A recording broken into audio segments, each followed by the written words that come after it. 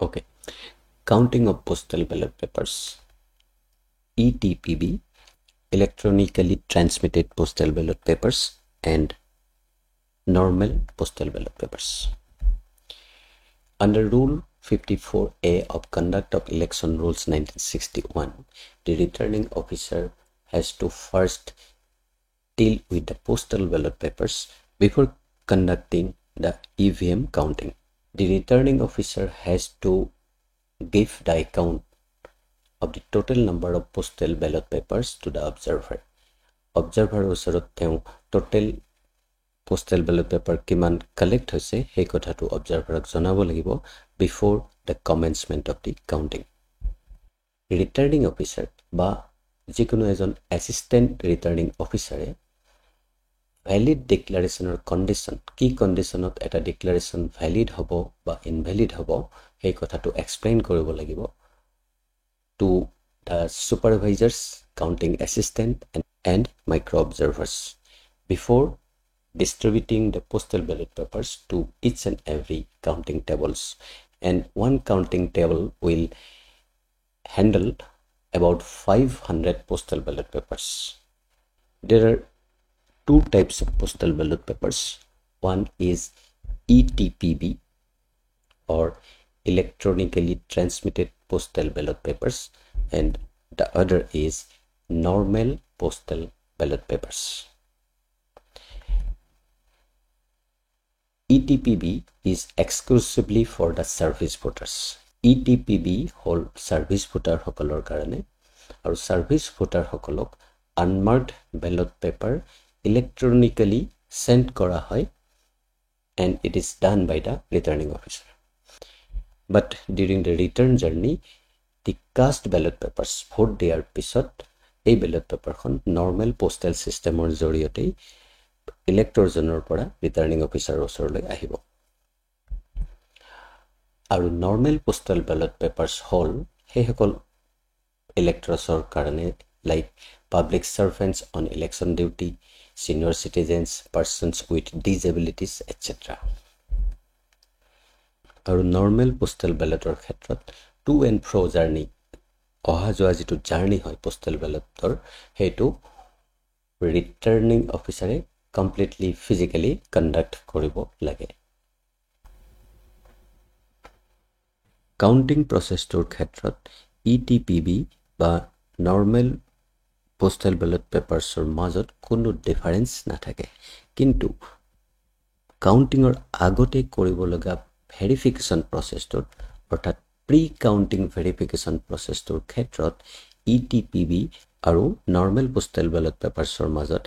সাধাৰণ এটা ডিফাৰেঞ্চ আছে। নৰ্মেল পোষ্টেল বেলট পেপাৰ্ছৰ ক্ষেত্ৰত এই ভেৰিফিকেশ্যনটো কৰা হয় manually on the table of returning officer, আৰু এইটো কৰা হয় ফিজিকেলি ক্ৰছ চেক কৰা হয় serial numbers on the কভাৰ্ছ and declaration. Postal ballot papers মানে হ'ল তিনিটা বস্তুৰ সংহতি, আৰু সেইটোৱে হ'ল ফৰ্ম 13A, ফৰ্ম 13B আৰু ফৰ্ম 13C। আৰু এই ভেৰিফিকেশ্যন প্ৰচেছটোৰ ক্ষেত্ৰত নৰ্মেল পোষ্টেল বেলট পেপাৰৰ প্ৰচেছটো হ'ল physical verification. But in case of the ETPB, this verification or validation is done electronically. QR code এটা স্কেন কৰি এনভেলপত থকা QR কোডটো স্কেন কৰি আৰু ডিক্লাৰেশ্যনছত থকা QR কোড স্কেন কৰি এই ভেৰিফিকেশ্যনটো কৰা হয়। গতিকে দুইটাৰ মাজত প্ৰি কাউণ্টিঙৰ ডিফাৰেঞ্চটো হ'ল verification one is physically done in case of a normal postal ballot paper, and in case of a ETPB, verification or validation is done by electronic way. Postal ballot paper বুলি ক'লে তিনিটা বস্তুৰ সংহতি, আৰু প্ৰথমটো হ'ল form 13A, আৰু এইখন হ'ল একচুৱেলি এখন ফৰ্ম, আৰু সেইখনকে কোৱা হয় ডিক্লাৰেশ্যন ফৰ্ম, আৰু ইলেক্টৰজনে এই ফৰ্মখনত তেওঁৰ বিষয়ত এটা ডিক্লাৰেশ্যন দিয়ে। দ্বিতীয়তে হ'ল ফৰ্ম 13B। ফৰ্ম 13Bটো একচুৱেলি এটা কভাৰ, আৰু তাকেই কভাৰ A বুলিও কোৱা হয়, আৰু এই কভাৰ বা এনভেলপৰ ভিতৰত থাকিব ইলেক্টৰজনে ভোট দিয়াৰ পিছত বেলট পেপাৰখন এই কভাৰটোৰ ভিতৰত সোমোৱাই ৰাখিব। আৰু ফৰ্ম 13C হ'ল এইখনো এটা কভাৰ বা এনভেলপ, আৰু এইটো হ'ল লাৰ্জাৰ কভাৰ, আৰু এই ডাঙৰ কভাৰটো কভাৰ বি বুলি কোৱা হয় আৰু এইটো কভাৰৰ ভিতৰত আমি পাম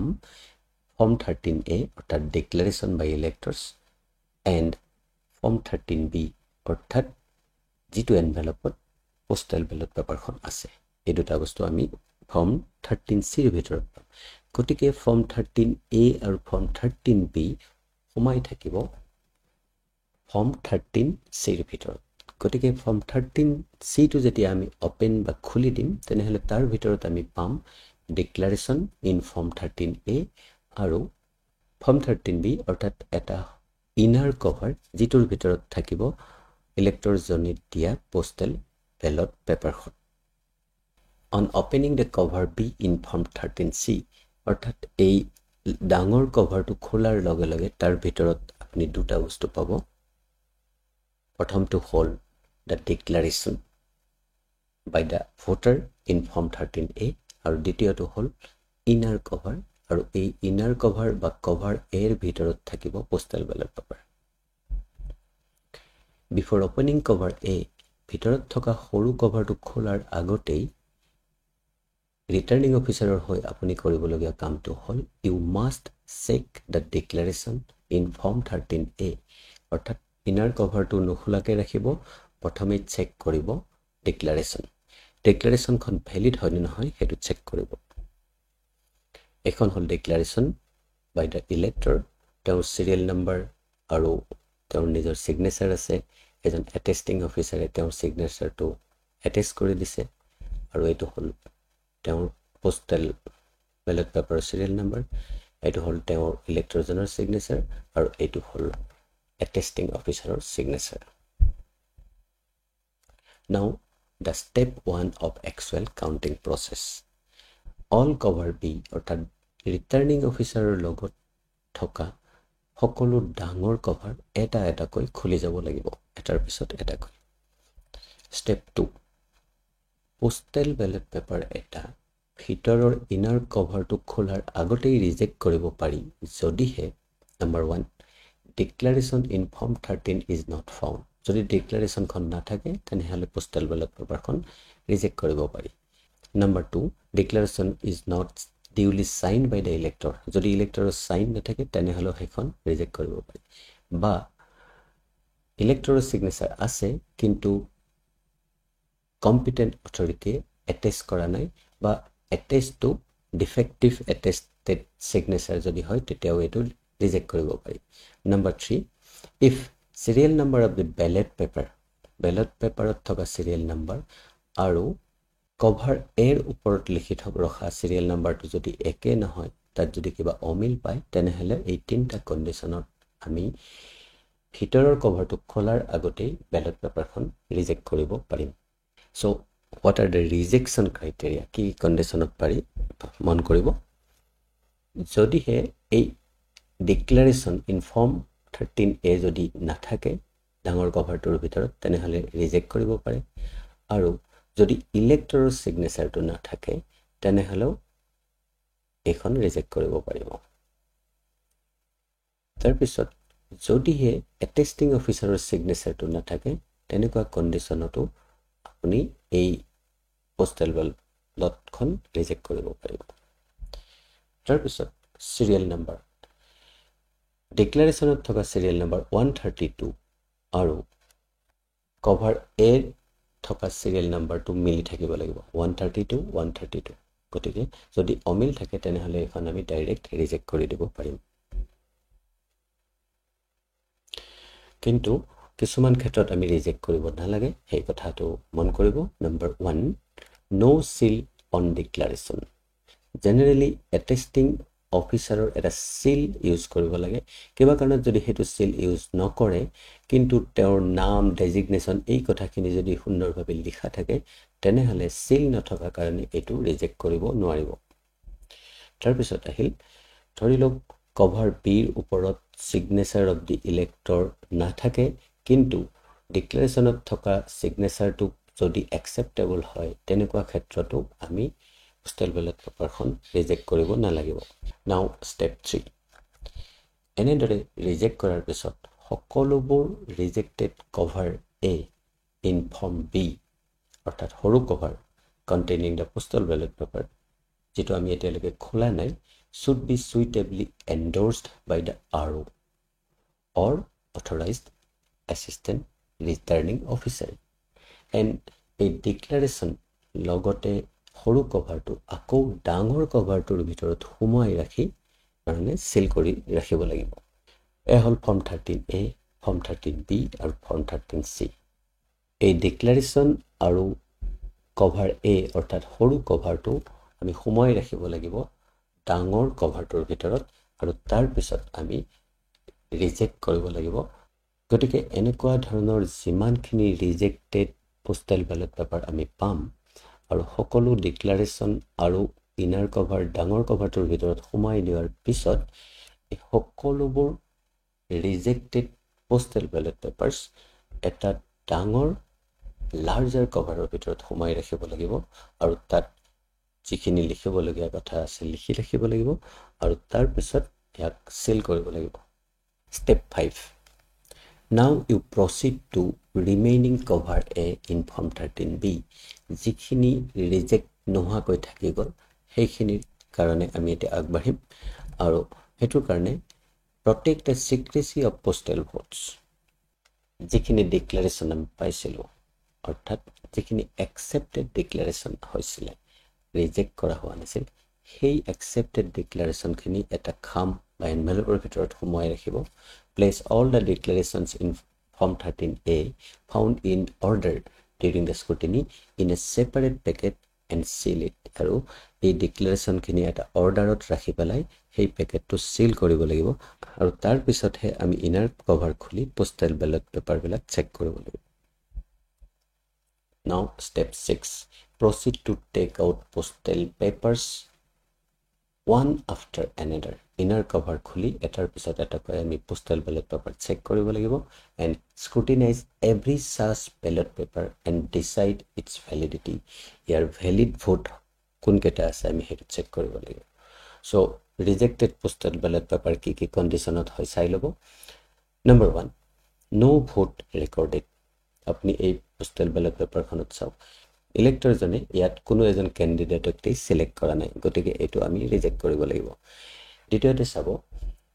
votes are given in favor of more than one candidate যদি এজনতকৈ বেছি ক্যান্ডিডেটক তেও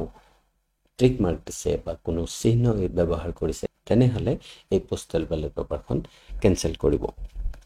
তাৰ পিছত হ'ব It is doubtful to make out the candidate to whom the vote has been given. কোনজন ক্যান্ডিডেটক ভোট দিছে যদি ডাউটফুল হয় এটো ক্ষেত্ৰত চাও এই ভোটটো ক্যান্ডিডেট বেটাই পাইছে নে ক্যান্ডিডেট কামাই পাইছে হেতু ঠিৰাং কৰিবলৈ অসুবিধা হৈছে হেনেকুৱা ক্ষেত্ৰটো ৰিজেক্ট কৰিব পাৰিব আৰু অন্যথা ইয়াক ডাউটফুলত ফৰ দা টাইম বিং ৰাখি থব পাৰিব তাৰ পিছত আৰু এটা ডাউটফুল হ'ব পাৰে এই ভোটৰ ক্ষেত্ৰটো এই ডাউটফুল হয় আৰু এটা হল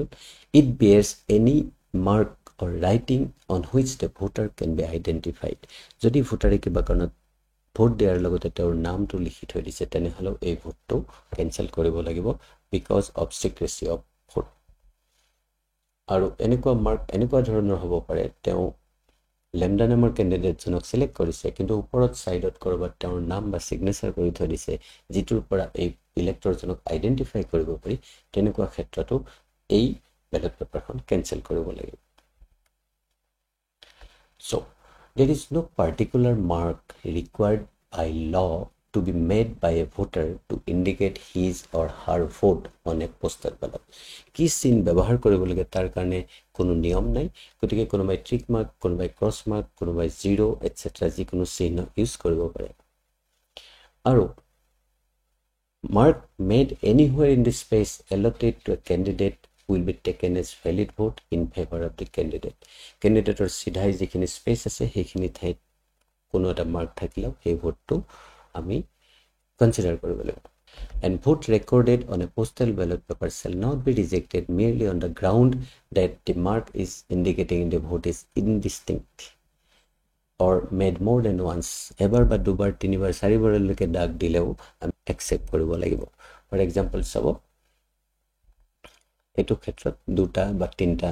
চিহ্ন দিছে কিন্তু একেজন কেণ্ডিডেটৰ ঘৰটোতেই সোমাই আছে, গতিকে এইটোক আমি ৰিজেক্ট কৰিব নালাগে। লগতে কোনোবাই কি ধৰণৰ চিম্বল দিছে আমি ধৰিছোঁ, এনেকুৱা ক্ষেত্ৰত ৰিজেক্ট কৰা আৰু নকৰাৰ ক্ষেত্ৰত কিবা সন্দেহ হ'লে আৰুৰ লগত কনচাল্ট কৰি আপুনি ফাইনেল ডিচিশ্যন ল'ব পাৰিব। নাও come to step 7, the actual counting. Belt paper কিছুমান ৰিজেক্ট হোৱাৰ পিছত যিখিনি ভেলিড ভোটছ থাকি গ'ল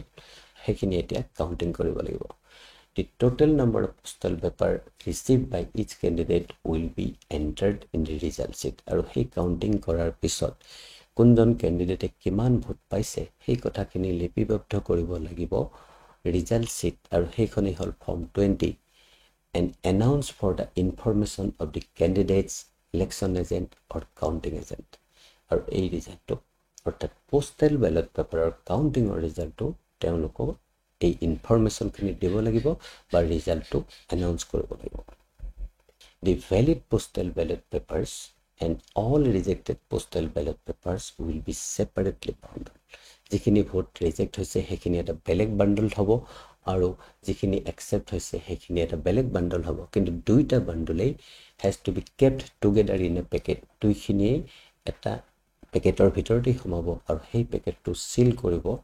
কেণ্ডিডেটৰ চিলো তাত থাকিব পাৰে বা ইলেকশ্যন এজেণ্টৰ বা কাউণ্টিং এজেণ্টৰ চিলো তাত থাকিব পাৰে যদি তেওঁলোকে তাত চিল ব্যৱহাৰ কৰিব খোজে। এইখিনি আছিল নৰ্মেল পোষ্টেল বেলট পেপাৰৰ ক্ষেত্ৰত কৰিবলগীয়া প্ৰচেছ। কিন্তু ETPBৰ ক্ষেত্ৰতো প্ৰচেছ একেটাই হ'ব। মই আগতেই কৈছোঁ ETPBৰ ডিফাৰেঞ্চটো হ'ল প্ৰি কাউণ্টিং ভেলিডেশ্যন বা ভেৰিফিকেশ্যনৰ ডিফাৰেঞ্চ। তাৰ পিছৰ প্ৰচেছখিনি ETPB আৰু নৰ্মেল PBৰ কাৰণে একেই হ'ব। মই ভাবোঁ আপোনালোকে সুন্দৰভাৱে কাউণ্টিঙত কোনো সন্দেহ নাথাকে আপোনাৰ কাউণ্টিংটো সম্পন্ন কৰিব পাৰিব। থেংক ইউ ফৰ ৱাচিং।